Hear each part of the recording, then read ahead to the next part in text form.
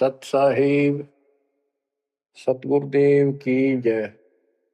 बंदी छोड़ कबीर साहिब जी की जय। बंदी छोड़ गरीबदास जी महाराज जी की जय। स्वामी राम देवानंद जी गुरु महाराज जी की जय हो।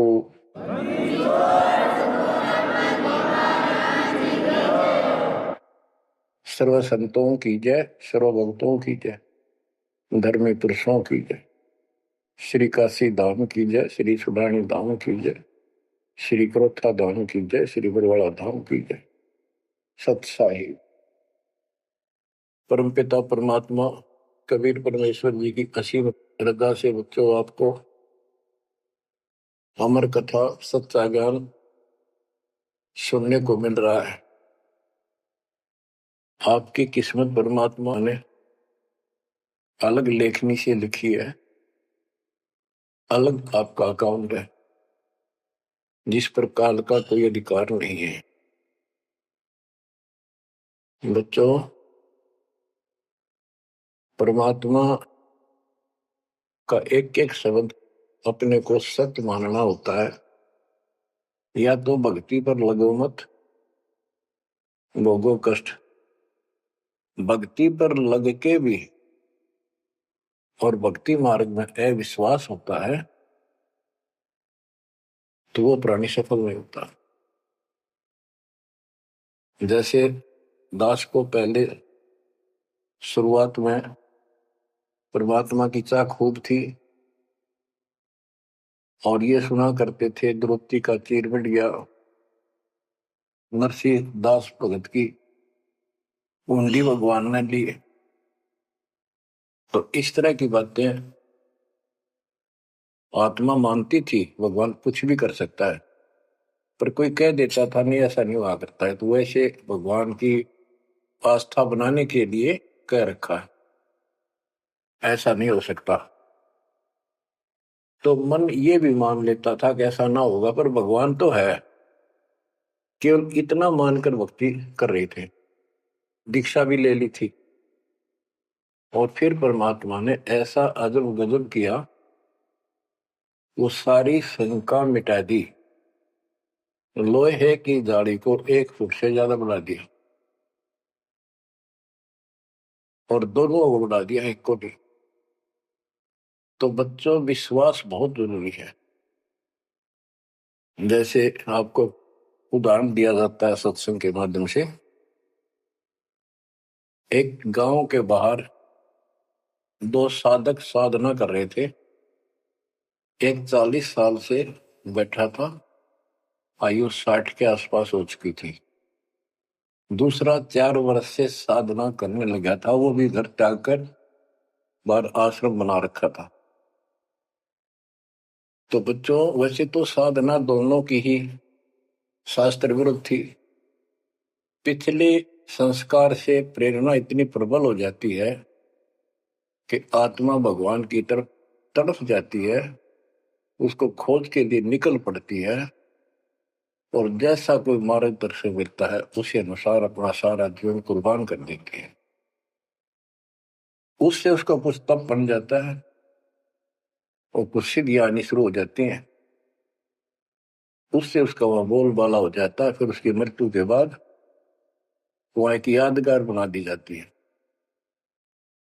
वो नरभाग आप तो नरक में गया, आने वाले उस गांव की कई पीढ़ियों को भी नरक भेजने का सामान तैयार कर गया। आने वाली पीढ़ियां उसी को मत्था टेक टेक के उस कब्र पे, उसकी मूर्ति पे और अपनी मनोकामना पूर्ण करवाती हैं। होता किससे का कुछ नहीं, पर वह भावना बन जाए, एका देखा वैसे सूत बैठ जाए, दाव लग जाए। स्वाभाविक जो भक्ति ना करते उनका भी हो जाता है। वो तो उसका संस्कार होता था और वो नियमित उसका कर देते थे। अब हम भी ऐसे ही थे। अब बताना चाहता दास, फिर भी विश्वास बहुत काम करता है। भगवान उसके नंबर देता है अलग से, तो उसकी भक्ति में आस्था अगले जन्म में भी बनी रहती है। इस तरह की क्रियाओं से जो आस्तिक और नास्तिक दोनों क्रिया करता है, वो घर का रहता ना घाट का। एक देवदूत आया करता था ऊपर से, विष्णु जी के लोक से। और वो आकर के उन दोनों भक्तों से काफी देर तक चर्चा परमात्मा की करता था और वो प्रश्न करते रहते थे, भगवान ठीक है, वहां की व्यवस्था कैसी है। तो वो देवदूत दोनों भक्तों के पास घंटों बैठ कर जाया करता था। देवदूत से भगवान ने पूछा भी, विष्णु ने कहा जाता है ये ऐसे ऐसे आपके भगत हैं बहुत गजब के, कुर्बान हाथ के लिए तो उस गांव में, और मैं वहां बैठ रहता हूँ कुछ देर जाके, तो आपके ऊपर तो कुर्बान है। तो विष्णु जी बोले, भगत तो एक है, एक तो वैसे टाइम पास कर रहा है। देवदूत बोला जी वो होगा जो 40 साल से आपके लिए कुर्बान घर छोड़ के आया। तो भगवान बोले ना, दूसरा जो 4 साल से बैठा है वो भगत है, उसको मुझ पर विश्वास है और बड़े को विश्वास नहीं है। ये बात उस देवदूत का गले नहीं उतरा, ये तो हो ही नहीं सकता। तो भगवान ने समझ लिया कि देवदूत को विश्वास नहीं मेरी बात पे। तो विष्णु जी बोले भाई एक काम करना देवदूत, आज तू लेट जाना समय से, दोस्त जिस समय जाता है,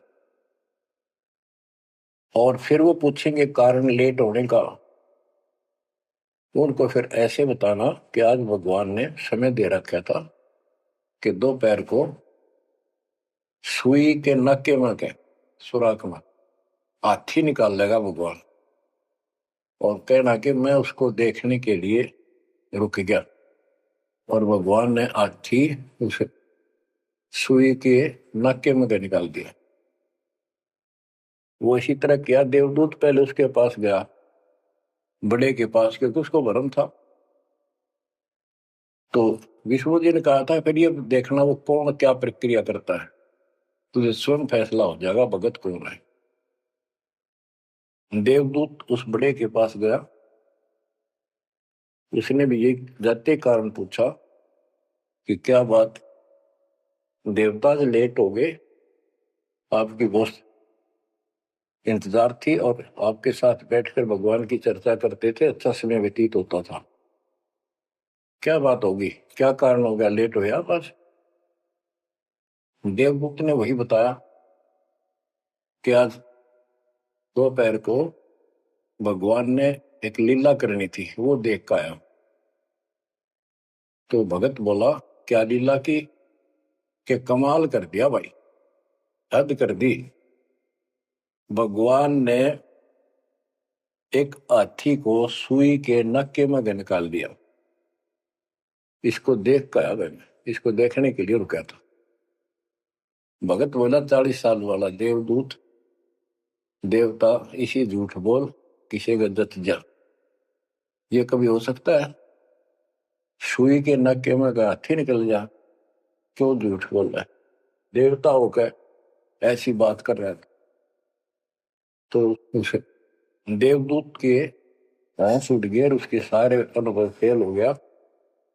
तो भगवान ठीक है कहते तो कति डांगर है, जब इसको इतना विश्वास नहीं भगवान कुछ नहीं कर सकता, तेरे जैसा घसियारा है, फिर भक्ति क्यों कर रहा है। देवदूत उठ कर चल पड़ा, फिर वो 4 साल वाले के पास गया, उसने सोचा यूं तो हमारा धमका दे मेरे को, गुस्से होएगा, इसको तो ज्ञान ही कुछ नहीं होगा अभी तक। तो उस 4 साल वाले ने भी, भगत ने पूछा देवदूत तो लेट हो गए, आपके आने की बड़ी इंतजार रहती थी, आज तो सोच लिया था शायद नहीं आएंगे, क्या काम हो गया ऐसा कोई, हमें भी बताओ। देवदूत बोला भाई क्या बताऊं, झूठ मैं कह नहीं सकता और सच्ची किसी का गला उतरती नहीं। भगत बोला बताओ तो सही क्या बात है, क्या दोपहर को भगवान ने एक लीला करनी थी, मैं उसको देखने के लिए रुक गया, क्या लीला थी। देवदूत बोला सुई के नक्के में क्या भगवान ने हाथी निकालना था। भगत बोला फिर क्या हो गया, कि वो निकाल दिया, कमाल कर दिया। बोला बस भगवान निकाल दे, सारी पृथ्वी ने धरती ने सुई के नक्के में गया, आप हाथी में आश्चर्य कर रहे हो। तो देवदूत ने सीने से लगा लिया उस बालक को। तो बोला धन्य तेरे माता पिता जिससे जन्म हुआ है। भक्ति कर विश्वास नहीं तो खाक भक्ति है वो। कह कबीर सुनो विषा दो मैं तो हूं विश्वास में। तो अपने परमात्मा की लीला पर अविश्वास नहीं होना चाहिए। और ये धीरे धीरे आपके साथ भी परमात्मा ऐसी लीला करते रहेंगे और कर भी दी होगी। और ना भी हो तो इतने सारे प्रमाण दिए जाते हैं, विश्वास कर लेना। परमात्मा की भक्ति से दूर ना होना। अब बच्चों, आपको अजब गजब का ज्ञान दास बता रहा है जो संत गरीबदास जी को परमात्मा से प्राप्त हुआ। और ऐसा निर्णायक ज्ञान है, इसका रिजल्ट इस पूरी कथा का फिर बाद में आपको बहुत अच्छा निष्कर्ष मिलेगा। पार्वती जी शिव की पत्नी और 108 बार मर चुकी थी। 109वें जन्म में भी उसने शिव जी को ही पति बनाया। ये संस्कार था उनका। नारद मुनि ने एक दिन आके पार्वती जी को समझाया कि हे माता, भगवान शंकर जी के पास एक ऐसा मंत्र है जो आपको बता देना, उस नाम के जाप से आप अमर हो जाओगे, अन्यथा आप 108 बार मर चुके हो। और वो भगवान उसके प्रमाण के लिए आपके शरों की खोपड़ी की माला बना रखी है। 108 है गिन दिए।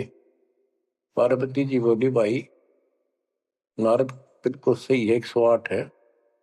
मैं पूछती हूँ ये किसके क्या है, तो वो टाल मटोल कर जाते हैं। तो हे माता, आपका जन्म मरण मिट जाएगा। तो वो बोली भाई ये मेरे बात समझ में नहीं आती कि शिव महाराज जी मेरे से कुछ नहीं छुपाते,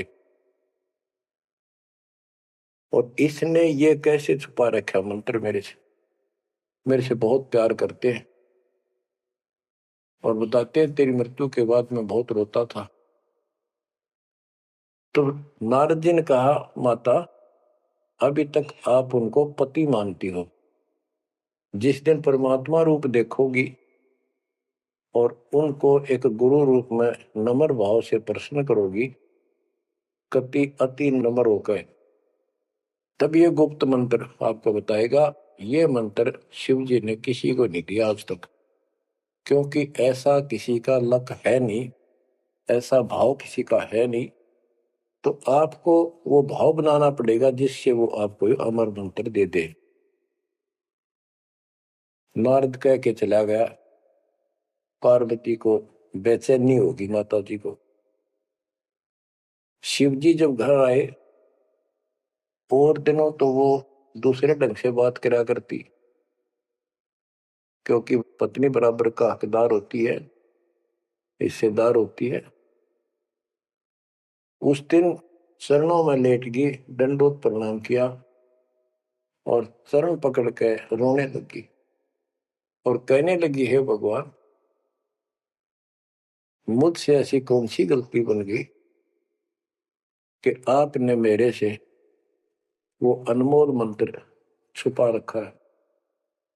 हे भगवान, मैं 108 बार मरी, क्या आप दुखी नहीं हुए होगे?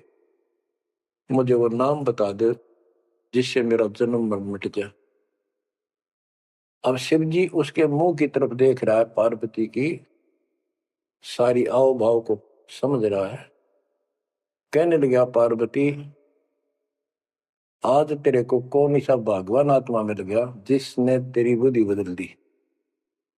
ये तेरी बुद्धि का ज्ञान नहीं है। तेरे को तो मैं जानता हूं, ये बात तेरे मन में भी नहीं आती थी। मैंने कोशिश भी की, भक्ति किया करो। आप कह देती थी आप भगवान हो, मुझे क्या जरूरत है, मैं भगवान के साथ हूं, मैं उनकी अर्धांगिनी हूं। तब पार्वती जी ने बताया कि नारद जी आए थे, उन्होंने मुझे ये सब बताया। तो भगवान शंकर बोले पार्वती सुन ले, जितनी बार तू मरी मेरा पागल जैसा हाल हो जाया करता था। एक बार तो राजा दक्ष के यज्ञ में जलकर मरी, तेरे अस्थि पिंजर को उठाए मैं 10,000 वर्ष तक घूमता रहा था, कंधे पर रख के, और पार्वती पार्वती करता हूं। वो तो एक सुदर्शन चक्कर आया, उसने काट के तेरे टुकड़े कर दिए शरीर के। जब मैं ठगा सा रह गया, मेरे हाथ कुछ नहीं बचा, फिर तेरा जन्म हो गया, शादी फिर होगी, वह भूल पड़ी। ये मंत्र ऐसा अजब गजब है, ये आम व्यक्ति को नहीं बताया जा सकता। भगवान शंकर जी ने कहा कि अब तेरी आत्मा सच्चे दिल से डिमांड कर रही है, अब मैं तुझे यू नाम दूंगा। गरीबदास जी बताते हैं कि जैसे सीप एक जानवर होता है, शंखला सा, जैसे एक शंख होते हैं इस टाइप के मजबूत शरीर का, और उसको सीप बोलते, सीप। वह सीप जो है, गर्मी हो जाती है जब उसको अंदर पानी की डिमांड होती है, मोती बनाने के लिए उसमें प्रेरणा होती है, जैसे पशु में गर्भ धारने की होती है। उस समय सीप समुद्र के ऊपर आ जाती है, ऊपर बादल गरज रहे होते हैं, यदि उसका मुंह खुला हो और बारिश की एक बूंद भी उसके मुख में चली जा, तो उससे मोती बनना शुरू हो जाता है। उस बूंद को लेकर सीप वापस समुद्र में गोता लगा जाती है, उसमें मोती बन जाता है। और यदि सीप का वो मुंह बंद हो तो सारा सामान बरस जाए उसके ऊपर, मोती नहीं बने। तो पार्वती को समझाया कि अब तेरी सीप आत्मा का मुंह खुल चुका है, अब मैं यू नाम दूंगा, असर करेगा। और पहले तेरी सीप आत्मा का मुंह बंद था, इसलिए ये उन्मोद मंत्र ऐसे व्यर्थ नहीं कर सकता था। फिर कहा कि चलो, सुबह सुबह एकांत स्थान पर पहुंच गए। वहां एक सूखा वृक्ष था, पत्ते भी नहीं थे, उसके नीचे बैठ गए। और बच्चों वहां पर दोनों हाथों की ताली बजाई, तो आसपास के पक्षी उड़कर भाज गए, इतना शोर हुआ। और जो अंडे थे वो बच्चे बढ़कर उड़ गए। उसी वृक्ष की खोगड़ में एक खोखले स्थान पर तोते के अंडे थे। वो जो अंडे थे, उस स्वस्थ अंडे तो बच्चे बढ़कर उड़ गए, और एक अंडा अस्वस्थ था, कति खराब हो गया था, गंदा हो गया था, वो वही रह गया। भगवान शंकर को पता नहीं था कि इसमें कोई तोते के बच्चे भी हैं, अंडे भी हैं। उनको मालूम था कि अंडे भी होंगे तो बच्चे बनकर जा चुके होंगे। अब बच्चों, बहुत सी कहानी इस एक ही कथा से आपको समझ में आएगी। जैसे ये क्या करते हैं, भक्ति ना करके मृत्यु के प्राप्त हो जाते हैं, फिर क्या करते हैं, अस्थियों को उठाते हैं, जड़ी हुई हड्डियों को, उनको उठाकर गंगा में बहा के आते हैं। उनका उद्देश्य तो ये होता है कि इसको इतने गहरे पानी में डाल दे कि जो व्यक्ति मर जाता है, स्त्री या पुरुष, जब वो प्रेत बन जाता है तो अपने घर आता है। घर में वो अपने बॉडी को खोजता है, फिर वो जाता है शमशान घाट पे। उसको एहसास होता है कि ये ताजा ताजा जो फूके गए हैं, ये तेरी हड्डी है। उन हड्डियों को अपनी मान कर उनके चिपक जाता है भूत, और फिर कभी घर और कभी उन हड्डियों के पास वहां चक्कर काटता रहता है और परिवार वालों को तंग करता है। तो इसीलिए उसको उन हड्डियों समेत उठाकर उसने इसी जगह डालते हैं, उसको भेदना नहीं लगता, और वो भटक भटक के चला जाता है। तो बच्चों, अब हमने न तो ये क्रिया करनी, क्योंकि हम भूत बनाए को नहीं, हमारी सच्ची भक्ति है, और उससे कोई समाधान नहीं हो जाता। तो इसी प्रकार तो दास बताना चाहता है कि मरने के बाद भी उन हड्डियों को भी वो जीव अपना मान रहा था कि मेरी है, उनके चिपक जाता है। इसी प्रकार जो गंदा अंडा हो गया था, वो आत्मा उसका चिपकी हुई थी कि मेरा है। हालांकि वो कति खत्म हो चुका था, कुछ दिनों में वो सूख जाता, खत्म हो जाता, फिर वो उसको छोड़कर चलती। तो वो आत्मा उसके साथ चिपकी हुई थी। उधर से पार्वती जी को कथा सुनाना शुरू कर दिया।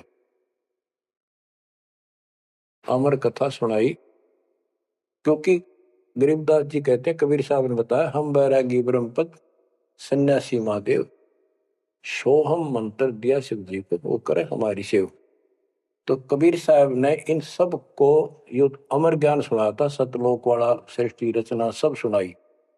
भगवान ऐसा है, भगवान ऊपर है, भगवान ऐसा है, वो सबका मालिक है। जब तो मान ली, प्रथम नाम एक ले लिया, किसी को ओम दे दिया, किसी को सोम दे दिया, किसी को हरियम, किसी को किलियम। इस तरह इनको अपना बनाया परमात्मा ने। और फिर सोचा था कि दोबारा मैं आऊंगा, अगर इनकी बुद्धि काम करेगी, इनकी आस्था ठीक रही, तो फिर नए सिरे तो मंत्र पहला दूंगा। जब दूसरी बार परमात्मा गए, तो इन सब की बुद्धि काल ने फेर दी। इन्होंने सुनी भी नहीं कबीर साहब की बात।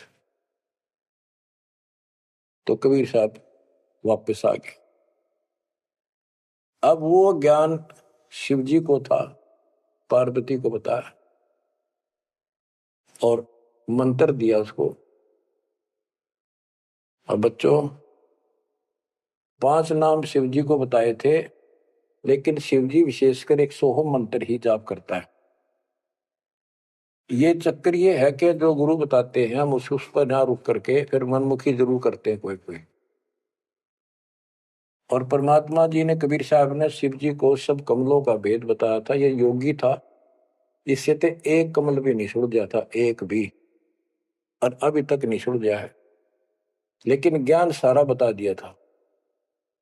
तो पार्वती को सुनाया जा रहा था ज्ञान, पार्वती यश करती जा रही थी, देखो ये मूल कमल है, आगे चलो स्वाद चक्र है, फिर नाभि कमल है, अर्धा कमल है, उसमें ऐसे ऐसे देवता हैं, कंठ कमल में ऐसा है, त्रिकुटी कमल तक पहुंचा दिया बस।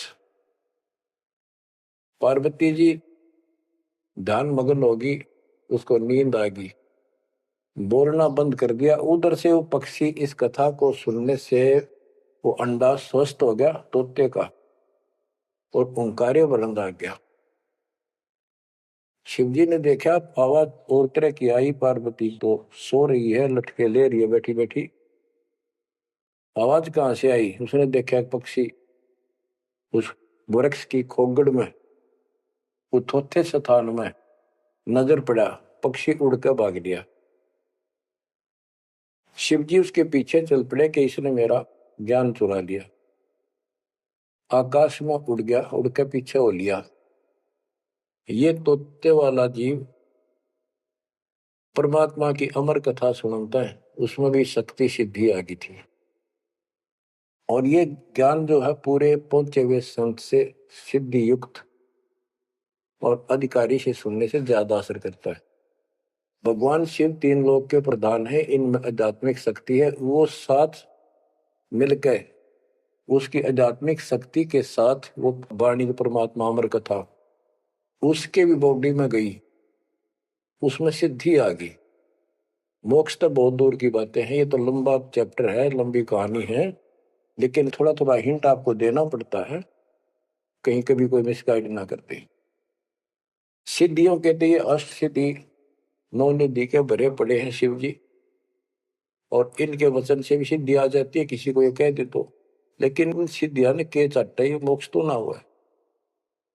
भाव कहने का ये है कि वो तोते वाला प्राणी वेद व्यास के आश्रम में पहुंच गया, उड़ता उड़ता पीछे पीछे शिव जी, वहां शरीर छोड़ गए, और व्यास की पत्नी ने जमाई ली थी, उसके द्वारा, सांस के द्वारा सूक्ष्म जीव अंदर चला गया।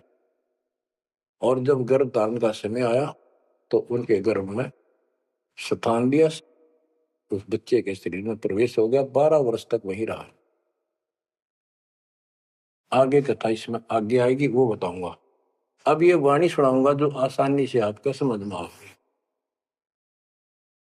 मोक्ष मुक्ति का लख्यान बेवा, ब्रह्म पुत्र व्यास सुखदेवा, सतगुर मेरा महादेव बंका, 84 की मिटी न शंका। के महादेव जैसे भी उनको मिले फिर भी 84 लाख योनियों का चक्कर उसका मिटा नहीं। 78 जन्म गौरी भरमाई, शिव को रुणमाला गले लाई। अर्ध शरीरी देवी गौरा, जिनका थीर बयानी मोरा। 108 जन्म पार्वती जन्मती मरती रही और शिव जी ने उसके सिर की माला, सिर के रुंड खोपड़ियां माला बनाकर गले में डाल रखी थी। अर्ध शरीरी देवी गौरा, जिनका थीर भया नहीं गौरा। अर्धंगनी थी शिव की पार्वती और उसका भी मोक्ष नहीं हुआ। नारद मुनि उपदेश बखाना, गिरजा सुनो मोक्ष पद ज्ञाना। सुन हे देवी गौरा माई, 68 तीर्थ पर भी नाई। पिंड प्रदान किए का बारा, खुला नहीं मुक्ति का द्वारा। जब पिंड प्रदान कहते हैं ना, पिंड प्रदान करने से भूत जुनी जहां छूटे थे, पिंड प्रदान करंत गरीबदास जिंदा के नहीं मिला भगवंत। जैसे पार्वती भूत पड़ गई, पिंड प्रदान कर दिए, भूत जुनी छूट गई और फिर पता नहीं किस दुनिया में चला जाता प्राणी। इसके संस्कार अच्छे थे, ये फिर मनुष्य जीवन, लड़की का जन्म हुआ, शिव जी के ब्याह गई। ये पिछले जन्म जन्मांतर की शक्ति भक्ति के कारण मनुष्य जीवन ज्यादा भी हो सकते हैं, लेकिन मोक्ष ना होने से फिर 84 लाख योनियों में जाना था। इस पार्वती ने भी आगे भी जाएगी, शिव जी भी मरेगा, पार्वती भी मरेगी और फिर ये 84 लाख योनियों में जाएंगे। कहते हैं चंद सूरज की आयु लग, जो जीव का रह शरीर। सतगुर से बेटा नहीं तो अंत कीर का कीर। अगर चांद सूरज की आयु तक भी जीव का शरीर रहे और पूरा सतगुरु मिला नहीं तो अंत में कीड़े मकोड़े बनेगा। अब नारद जी बता रहे पार्वती जी को, सुन हे देवी गौरा बाई, 68 तीर्थ पर भी नाई। पिंड प्रदान किए के बारा, खुला नहीं मुक्ति का द्वार। सारे कर्म कांड कर लिए तेरे मृत्यु के बाद, तेरा फिर भी मोक्ष नहीं हुआ, फिर जन्म हुआ। रुंडमाला शिव के गले माही, सो देवी तुम जानो माही। गरीब रुंडमाला शिव के गले, गेजा के सब शीश। भक्ति दुराई देव को ना परसा जगदीश। तुमरा देवी रूप विशाला, शिव तो पैर रहे रुंडमाला। भौतक पर लहो हो जाई, लंबी उम्र शिव कलिमाई। दीर्घायु शिव है अनुरागी, तुम देवी गौरी दिल त्यागी। मूल मंत्र ने नाम सुनाया, ताते कल्प हुए तेरी काया। महादेव देवनपति देवा, जाकी करी न गौरी सेवा। कर बंधन कर शीश नवाओ, तन मन अर्पो शीश चढ़ाओ। शिव है मोक्ष मुक्ति के दाता, तो से भेद कहूं गौरी माता। चरण गहो चिंतामणि केरा, ताते प्राण अभय हो तेरा। कमल रूप देवी दिल की न्या, नारद मुनि उपदेशी चीन्या। जब आए शिव मंदिर अवधूता, देवी चरण लिए सतरूपा। अब कहते नारद के कहने से पार्वती जी ने, गौरी देवी ने कति पाक साफ दिल कर लिया, कमल की तरह। कमल के ऊपर कोई मैल नहीं होता, ना कोई धूल टिकती है, ना जल टिकता है, ना कोई कीचड़ टिकता है। तो ऐसा साफ दिल किया और जब शिवजी घर पर आए, उनके चरणों में चरण लिए सतरूपा। सच्चे भाव से चरण लिए। चरण पकड़ रोवत है बाला, मोरे शीश किए रूपमाला। मोसे भक्ति दुराई देवा, न जाने नी तुम्हारी सेवा। मोसे भक्ति दुराई स्वामी, हमसे भेद कहो निज दामी। मैं अबला हूं बाला बोली, पार निभाओ हमारी डोली। कति चरण पकड़ के कहने लगी, मैं तो भोली सी लड़की हूं और मेरा बेड़ा पार करो। बच्चों, ये सारी कहानी आपको मौखिक सुना दी, इन वाणियों में सारा इसी का निष्कर्ष है। अब क्या बताते हैं गृह मूल मंत्र महबूब का ई सुनाओ मोही। पार्वती जी कहती है शिव जी को कि उस परमात्मा का समर्थ शक्ति का जो मूल मंत्र है वो मुझे बता दो। अब इन मूल मंत्र का पता नहीं, जिस भी नाम को ये गुप्त रखते हैं जो विशेष नाम के पास है उसी को मूल मंत्र मांग रहे थे। गिरी मूल मंत्र महबूब का ए सुनाओ मोही, युगन युगन के पातक कटे छूटे तें दिल द्रोही। पूर्व जन्म की कथा सुनाओ, मूल मंत्र हमें शिव गोराओ, भूल रही भवसागर हमी, मोक्ष मुक्ति के दाता तुम ही।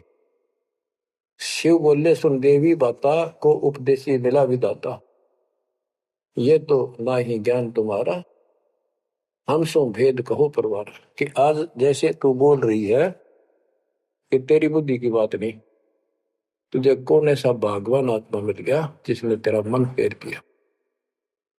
गिरजा कह सुनो शिव स्वामी, तारण तन आदि घरनामी, नारद मुनि उपदेश समोदम, दीन ज्ञान ध्यान परमोदम। शिव समर्थ बोले हैं जब ही, गौरी ज्ञान सुनाया तब ही। कोटि कल्प प्रलय युग बीती, ज्ञान ध्यान सब ही परचिति, तुमरा मन नारद मुनि फेरा, सुनो ज्ञान तुम गौरी मेरा। बनखंड चलो गौरी दीवानी, पंछी सुने न हमारी बानी। ऐसे स्थान पर चलो पक्षी भी कोई हमारी बात ना सुन सके। जब शिवकर से लाई तारी, उड़ गए पंछी नर और नारी। जहां एक सूखा तरवर ताक्या, वहां पर एक सूखा वृक्ष देखा, शिव को आसन तहां वहां रखा, उसके नीचे अपना आसन लगा दिया, पार्वती को साथ बैठा दिया। जहां एक गंदा अंडा तिसमाही, तिस जानत समर्थ साई। योग असंख्य कल्प बरमाया, पूर्व जन्म कोई पिछला आया। अब तुम सुनो गौरी मेरा ज्ञाना, आसन मुख कर कोटिसाना। आसन पदम लगाओ गौरा, मेर दंड सुधा कर भोगा। गरीब आसन पदम लगाए कर भंवर चुड़ाओ सुन, अनहद नादू बाजे ही जहां लगाओ धुन। और क्या बताते हैं कि उस वृक्ष की खोगड़ में गंदा अंडा पड़ा था और उस गंदे अंडे वाले जीव के असंख्य जन्म 84 लाख योनियों में हो चुके थे। यहां से उसके भाग जागे और तो पक्षी बन के उड़ गए, वो पक्षी बन नहीं पाया, बाद में उड़ा जब उसने सारी कथा उसके ऊपर असर कर गई। जैसे बच्चों बहुत बार बताते हैं, दास साहब को बताता है कि ये अमर कथा जो गरीबदास जी की वाणी है या शिव जी वाली अमर कथा से कई हजार लाख गुना ज्यादा शक्तिशाली है, ज्यादा प्रभावी है। अब ये कथा सुनाने का मुझे कोई उद्देश्य नहीं, इसमें से ऐसा निष्कर्ष निकालूंगा आप हैरान रह जाओगे। जैसे एक सर्प कांटे का इलाज करता है, अब तो दवाइयां चल गई, पहले गार्डू होते थे, मंत्र बोलकर जहर तार देते थे। जिसको सर्प ने काट लिया वो अचेत हो जाता था, कति बेहोश जैसे मर गया हो, सांस सांस आते थे। और गार्डू क्या करता है, एक मंत्र 5-4 पंक्तियां होती हैं उसको सिद्ध करता अपने जीवन में, 5-4-7-10 साल लगा के वो वाणी सिद्ध हो जाती है। फिर उसको बोलता रहता उसके ऊपर साथ बैठ के उस सर्प जैसे व्यक्ति पर। उस समय वो सर्प जैसा व्यक्ति अचेत होता है, ना वाणी सुन रहा है ना उसको समझ रहा है इसका अर्थ क्या है। तो कुछ समय के बाद वो उस वाणी के प्रभाव से उस शरीर का विष खत्म हो जाता है और वो व्यक्ति जीवित हो जाता, सचेत हो जाता है। इसी प्रकार बच्चों परमात्मा की अमर कथा जितना जो सक्षम है उसके मुख से सुनी जाती है तो उस सत्र का उसको लाभ अवश्य मिलता है। तो ये गंदा अंडा था, इसके साथ जीव चिपका हुआ था। ये गंदा अंडा ना सुन सके था, ना बोल सके था, ना वो कह क्या रहा है शिव जी वो समझ सके था। और उस वाणी के बोलने से वो अंडा भी स्वस्थ हो गया, उसमें बच्चा भी बन गया, उसका पांख भी जाम आई और वो उड़कर भाग भी गया। इसी प्रकार जो आज मानव के ऊपर रहम हुआ है, गरीबदास महाराज जी की अमरवाणी इससे भी ज्यादा स्ट्रोंग है। और ये अब दास के बुक से चला करेंगी अखंड पाठों में, आसपास के पक्षियों पर भी असर करेगी, आसपास के पशु पक्षी जीव जंतु पेड़ पौधों सब का ऊपर ऐसे असर करेगी जैसे इस पर किया था। और ये सब धीरे धीरे यहां से शरीर छोड़ते जाएंगे और मनुष्य जीवन पाते जाएंगे। ये सीधे फिर आके मालिक के चरणों में आएंगे। बच्चों भक्ति जरूर करेंगे, भक्ति करेंगे तो मालिक कहीं ना कहीं उनको मिलेगा। अब मैं सुखदेव ऋषि की सुनाता हूं, पार्वती का तो दिया। अब एक बात विचार करो कि जहां पार्वती जी को मंत्र मिला, अमर मंत्र मिला, वो नाम मिला भक्ति करने का, यानी वो शिक्षा भई, तो वो स्थान पार्वती के लिए तो अमरनाथ हो सका है। ये जो वहां आजकल जावे हैं मत्था टेकन देखन दर्शन कर, उनके लिए अमरनाथ नहीं है वो। अब जैसे आपने जिस भी आश्रम नाम दान केंद्र पे या कहीं भी दास से दीक्षा ली है, आपका वो स्थान अमरनाथ है। लेकिन उस स्थान से कुछ नहीं लेना देना, मोक्ष नाम से होगा। उस स्थान से मोक्ष नहीं है, वो स्थान तो आपको जिंदगी भर याद रहेगा, मुझे वहां दीक्षा मिली थी, बस इतनी बात है। और ये अमर ज्ञान मुझे प्राप्त हुआ था। लेकिन मुक्ति नाम से होगी। और जो बोले आत्मा इतने ऊंचे पहाड़ों पर जाते हैं दर्शन करके आवांगे। अब विचार करो, जैसे दास ने बहुत बार समझाया आपको, ये तीर्थ क्या होते हैं, ये धाम क्या है। जैसे पार्वती को वहां नाम लिया, नाम लेकर अपने घर ना आएगी, अब भक्ति करिए, वहां क्या रखा है। अब जैसे तीर्थ हैं, वहां किसी ऋषि ने भगत ने कोई तालाब का सहारा तक है, क्योंकि पहले पानी नहाने धोने का पीने का तालाब ही होते थे, कुएं भी बहुत गहरे होते थे, एक आदमी नहीं खोद सकता। तो वहां बैठ कर अपनी भक्ति करता था, जैसे भी उसे न डले डोए, क्योंकि सत साधना तो आपको ही मिली है पूरे विश्व को। तो वो जैसे भी तप किया, कुछ किया उसने, जैसा भक्ति की, उस आधार से वो उस लोक में चला गया। और अब वहां कुछ नहीं। अब जैसे हम किसी का एक हमाम दस्ता ले आते और उसमें सामग्री कूटते हवन की और वापस दे देते मांझ धो के। हमाम दस्ता होता है लोहे का उखड़ सा, 1.5 फुट का उसका मुसड़ सा होता लोहे का ही, उससे वो कूटते हैं जैसे चटनी कूटे आ रहे कुंडी में। तो हमाम दस्ते में थोड़ी बहुत स्मेल थी और 5-4 दिन में वह भी खत्म होगी। जिसका मांग के लाए तो उसको दे आए, तो उन घर वालों को महसूस हुआ कि इसमें कुछ स्मेल आवा है, तो कोई सामग्री कूट रखी है। और कुछ दिन के बाद वो स्मेल भी खत्म होगी और वो सामग्री सारी कति साफ करके अपने घर रख ली। अब उस स्मेल को सूंघ बार बार को हो कमाल हो गया, बड़ी स्मेल आई, फिर वह खत्म होगी, चलो स्मेल लेके आते हैं। उस स्मेल से कुछ नहीं होने का, उस सामग्री से गूगल खेओ, वह बनानी पड़ेगी। इसी प्रकार मोक्ष प्राप्ति के लिए यह साधना करनी पड़ेगी। तो वहां जाने से कोई लाभ नहीं जहां पर कभी कोई ऋषि ने कोई साधना की थी, वो तीर्थ बने हुए। तो काल ने परमात्मा से कहा था, जो मालिक आए थे जोग जीत रूप में, अपने बच्चे ज्ञानी के रूप में, जोग जीत रूप में, सहज दास रूप में, कई रूप में आते रहते हैं। तब काल ने सारी वचनबद्ध करा के मालिक को, और फिर अपनी वह दुष्टता दिखाई थी।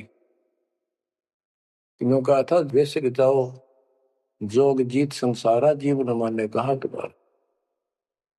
जीव तुम्हारा कहा न माने, हमरी और वो बात बखाने, तीर्थ व्रत और झूठे जब तब मन लाओ, देवी देव देवर पुजवाऊं, या वो जीव को बरमाओ।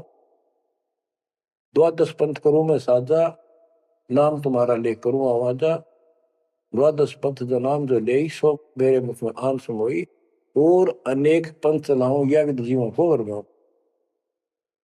तो आज वो सारा काम इसने कर रखा है। अब आप किसी को समझा के देख लो, आपके सर हो जाते हैं। तुम हमारे देवताओं को ऐसे बताते हो, हमारी साधना को गलत बताते हो, तीर्थों में जाना ठीक नहीं, व्रत रखना ठीक नहीं। तो काल ने बोल रखा था कि हमारी ओर हो बाद में खाने, हमारी ओर हमारा पक्ष लेकर के वाद विवाद किया करेंगे। अब बच्चों, जो दास बता रहा है कि सुखदेव व्यास जी की पत्नी के पेट में समा गया, गर्भ में। उसके बाद 12 वर्ष तक गर्भ में रहा। वहां उसको याद रहा कि पिछले जन्म तो असंख्य खो दिए, भक्ति नहीं बड़ी। अब के मानव शरीर प्राप्त हुआ और बाहर जाते भूल पड़ जाती है तो जुल्म हो जाता है। इस डर के मारे गर्भ से बाहर लिया। 12 वर्ष बीत गए। ब्रह्मा विष्णु महेश को टेंशन हुई, ये तीनों आ गए। इन्होंने कहा कि सुखदेव बाहर आओ। 12 वर्ष तक गर्भ में ठीक नहीं, हमारी मर्यादा खत्म होती है। 9 महीने भी माताएं गर्भ में बच्चा रखती है, बहुत परेशान हो जाती है, और 12-12 वर्ष रक्षा करेंगी, ये गलत परंपरा डलती है, आप ऐसा ना करो, बाहर आओ। तो सुखदेव ऋषि ने कहा कि भगवानों, अब मुझे ज्ञान हो गया, बाहर आती आपकी माया, यह त्रिगुणमयी माया हमें अचेत कर देती है, सब बुला देती है, इस माया न रोक दे, फिर मैं बाहर आऊं। इन्होंने कहा भाई ज्यादा हम भी नहीं रोक सकते, ये हमारे से भी बहुत ज्यादा प्रबल है, हमारे बस की बात नहीं है, बस कुछ सेकंड के लिए रोक सकते। तब उसने कहा जी कुछ सेकंड के लिए रोक दो। तो कुछ क्षण के लिए रोकी, इतना में सुखदेव बाहर आया। तो उसको भक्ति की प्रेरणा बनी रही, भगवान की याद रही। उसी समय 9 नाथ 84 सिद्ध यानी 93 बच्चे और लड़के पैदा हुए। ऐसा इत्तेफाक था, संस्कार था उनका। उनको भी ये बातें याद रही, उनमें से 9 तो नाथ बन गए और 84 सिद्ध कहलाए। उन्होंने भक्ति की प्रेरणा बन गई, बचपन से ही मालिक की याद बनी रही। लेकिन सच्चा सतगुरु ना मिलने से ये भी डले डोए। अब बच्चों ज्ञान पूरा आ चुका है और वो ठीक का समय आ गया है। गुरु पूरा, ज्ञान पूरा, भगवान पूरा। तो अब जो ये वाणी चले हैं और दास के मुख से चला करेंगी, ये कत्युत मस्तार देंगी, काल के पता नहीं कितने जुगाड़ को तोड़ेंगी, कितने जीवों का उद्धार बनेगा। मनुष्य का तो कहना ही क्या, डांगर डोर पशु पक्षी कीड़े मकोड़ों को भी सहारा मिलेगा। ये इन्हीं पुराणों से कथा है, और ये आपके सामने सच्चाई किस तरह है। अब तो सुखदेव ऋषि जब बाहर आया, उड़ कर चल पड़ा वहां से। पिता ने कहा बेटा, व्यास जी ने कहा पुत्र, एक बार शकल तो दिखा दे। 12 वर्ष इंतजार की, पुत्र होगा। तब उसने कहा एक लेवा दूतम, कोई किसी का पिता नहीं पूतम। पिताजी पता नहीं कितनी बार तू मेरा पिता बन लिया, पता ना कितनी बार मैं तेरा पिता बन लिया। अब मुझे समझ में आ गई है, मैं आपकी तरफ देखूं नहीं, मेरा मोह बन जाएगा। ये छूत की बीमारी है, ये मोह। ये विस्तार से फिर कभी बताएंगे। और ये हम आप लावा जान के, लेकिन ये उसकी गलती थी। ज्ञान ना होने से इसने इतना ही समझ थी, तो वो उस समय गलती कर गया। चलो जो भी इसकी सोच थी, उस आधार से ये वहां से चल पड़ा। पिता पीछे पीछे मोह में दूर तक गया, वहां से आकाश में उड़ गया, अंतर्ध्यान हो गया। आगे जाके फिर प्रकट हो गया। अपने और नाल जो बच्चे की नाभि से, माँ की नाभि से चिपकी होती है, वह गेल बाहर आकर टूट गई, टूट कर बाहर आ गई। वो बाद में काटा करते हुए बिना कटवाई कंधे पर घेर कर उठ गया, आगे काटूंगा। अब आकाश में उड़न की सिद्धि उसमें उस मंत्र से आ गई, वो अमर कथा से। अमर कथा में शिव जी ने पूर्ण परमात्मा की महिमा बताई, जो कबीर साहब ने उसको सुना रखी थी। इसमें काफी प्रकरण है, अब इतना समय नहीं जो मैं वो शायरी बताऊंगा आपको। कभी परमात्मा ने दया की तो फिर उनको विस्तार से समझाया करेंगे। तो कहने का भाव ये है कि सुखदेव ऋषि को अभिमान हो गया कि मैं बहुत बड़ा सिद्ध पुरुष हूं, आकाश में उड़ जाता हूं। तो बच्चों स्वर्ग में जाने लग गया, और स्वर्ग के देवता ऋषि महर्षि सब उसको उसकी जो है ना पूरी वो करे, सम्मान करें, उसकी आरती तारे कि बड़ा धन भाग है तेरे, बड़ी सिद्धि प्राप्त कर लिए। इन इतना पता सिद्धि आएगा, और जन्म से ही छोटी उम्र में आपको इतना कुछ प्राप्त हो गया, आप तो बड़े पहुंचे हुए हो। तो सब उसकी खूब अच्छी तरह प्यार रखे, महिमा गाँव। एक दिन उसने स्वर्ग में जाने की इच्छा व्यक्त की, विष्णु जी के लोक में। वहां उसको इसलिए नहीं जाने दिया कि उसका गुरु नहीं था। विष्णु जी तक बात गई। विष्णु जी ने पूछा कि हे ऋषि जी, आपने गुरु नहीं बना रखा? अगर नहीं, गुरु की क्या आवश्यकता है महाराज, ये गुरु बना रहे वो नहीं आ पाए और मैं बिना गुरु के आ गया। विष्णु भगवान बोले ठीक है, वो अलग बात है, या वही रह सकता जो पहले गुरु बनाओ। फिर एक बीमारी और अहंकार के मेरे बराबर पृथ्वी पर कोई गुरु नहीं, मैं बाल ब्रह्मचारी, वहां कोई ऐसा संत नहीं, मैं बनाऊं गुरु किसको? विष्णु जी ने कहा कि राजा जनक मेरे परम भक्त है, आप उनसे दीक्षा लो। यूं कह के विष्णु जी चले गए, उसको बाहर निकाल दिया पार्षदों ने। वो स्वर्ग में आए, वहां सारी कथा बताई। फिर अन्य स्वर्ग, कोमर स्वर्ग, फिर ऋषियों के पास आए नीचे, उनको बताया तो सब ने कहा कि सुखदेव बहुत बड़ी गलती कर रखी है, गुरु नहीं बनाएगा, गुरु नहीं बनाएगा तो गधा बनेगा। तो पिछले जन्मों में उसको एकदम वो रील सी चल गई कि मैं कभी गधा बना था एक बार, पर अंधा हो गया, स्वामी ने छोड़ दिया, कुमार ने, और मैं भटकता भटकता इन नाले में फंस गया। मेरा पुली बना ली लोगों ने, आन जान लगे, मैंने कहा नहीं, भटक के भूखा होकर तो मरा, प्राण निकले। उस भय से उसको चिंता बनी। फिर अपने पिता के पास वापस आता है। व्यास जी देख के बड़े खुश हुए कि बेटा आ गया। सारी बात पूछी तो सारी अपनी समस्या बताई पिताजी के सामने। पिताजी ऐसे ऐसे बात है, भगवान ने कहा कि राजा जनक को गुरु बनाओ। तो व्यास जी, क्योंकि जितने भी महापुरुष हैं वो एक सुर में बोलते हैं, उनको इतना ज्ञान तो है, गुरु बिन बात नहीं बनती। उसने विशेष ज्ञान तो सुना नहीं था, वो बैटरी चार्ज होगी, उसने उड़ा कर रहता, उससे ज्ञान था ही नहीं इसको। तो व्यास जी बोले रे बेटा, मैं तो खुश था, चलो बेटा ना मेरे पास आया, पर यूं चर्चा तो चल रही है व्यास का बेटा इतना पहुंचा हुआ है, अपने गुरु नहीं बना रखे, तो तुम्हें कमाल कर दिया। तो दो कोड़ी का जीव नहीं, कल नहीं ये तेरा प्राण छूट जाएंगे या बैटरी खत्म हो जाएगी और नरक में जाएगा बेटा, गुरु बिन बात पड़ती है। तो आखिर में हार कहने बोला, हे पिताजी, मैं कैसे गुरु बनाऊं राजा जनक को? राजा जनक गृहस्थी भाई, ओए होए, और कैसे शीश निभाऊं जाए। जनक विदेही राजा भाई, कैसे शीश निभाऊं जाई। ओहो।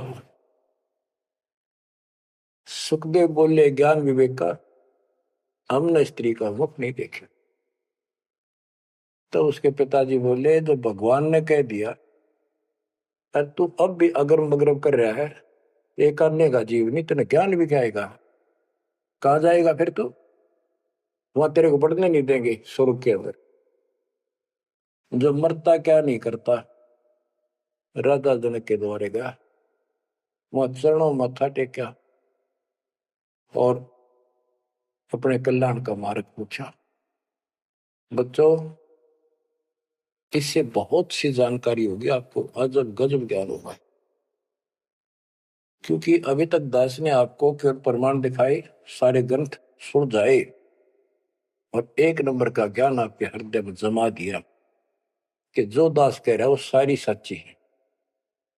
अब दास कोड वर्डों में संकेतों में भी ज्ञान समझाएगा तो भी आपकी आत्मा गिल्ला कैच करेगी साथ के साथ। गरीब गोता मारू स्वर्ग में, जा बैठो पाताल, गरीब दास ढूंढता करो अपने हीरे मोती लाल।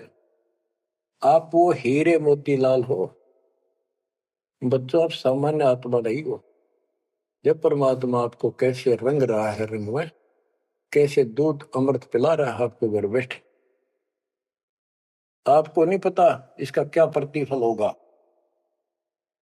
बच्चे को माता पिता दूध पिलाते हैं, बढ़िया भोजन खिलाते हैं, उनको पता है कि इसको कितना इसका लाभ मिलेगा।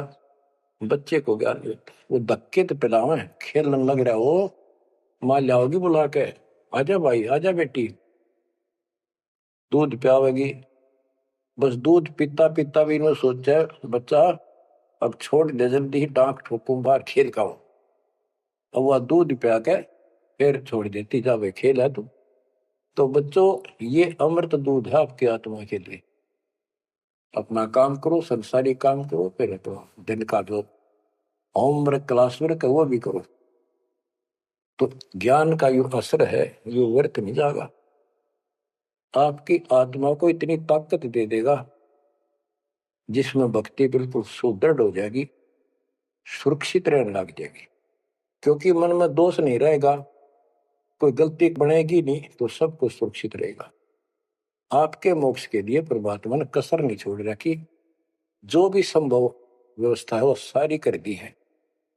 बच्चों, तुम भी दया करियो, रहम करियो उस परम पिता पे, और इस दास की उम्र देखो और दास कहाँ है ये देखो, और यहां से आपके लिए क्या कर दिया उस दाता ने। उस मालिक को देखो ध्यान से, और यहां से आपके लिए क्या कर दिया उस दाता ने। उस मालिक को देखो ध्यान से। आप बालक नहीं हो, आपकी आत्मा में समझ आ जाने चाहिए कि ये क्या हो रहा है। कुर्बान हो जाओ, संसार की भूल जाओ बातों को, जो ज्ञान हम देते हैं उसके ऊपर समर्पित हो जाओ। तन मन धन सब अर्पिए, भक्ति मुक्ति के काज, जिनके उनमें बंदगी के इंद्र का राज।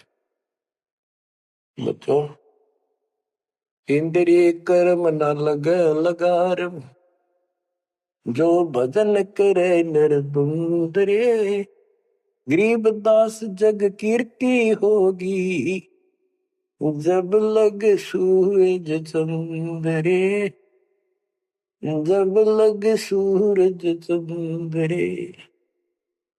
बच्चों, आने वाली पीढ़ियां आपको भी याद करा करेंगी, जब तक चांद सूरज रहेंगे आपका नाम रहेगा कि हमारे कौन माता पिता, कौन दादा परदादा दादी इसे अमृत ज्ञान को हमारे कुल में लाए थे। आने वाली पीढ़ियों के उद्धार के लिए तुम जिम्मेवार हो, कुर्बान हो जाओ। परमात्मा आपको मोक्ष दे, सदा सुखी रखे। सत साई।